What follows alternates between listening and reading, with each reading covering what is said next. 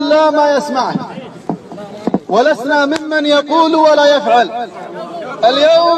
اليوم أخذنا قرية الحطوة ونحرنا السيء، نحرنا بالسكاكين،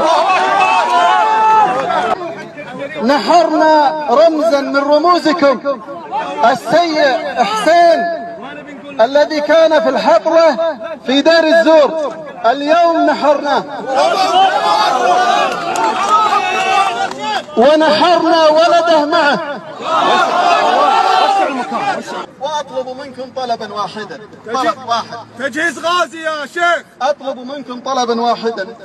أنا بخصوص تجهيز الغازي بدأنا الآن نجهز 12,000 مقاتل، وقد قال النبي صلى الله عليه وسلم لن يغلب 12,000 من قلة، يغلبون من شيء آخر.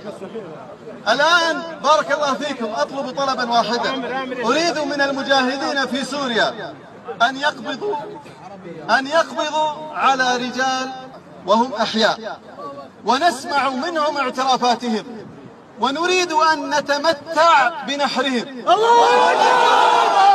وأطلب منكم أن تحجزوا لي 10. الله أكبر. وإذا ذهبت إلى هناك تشرفت بنحرهم.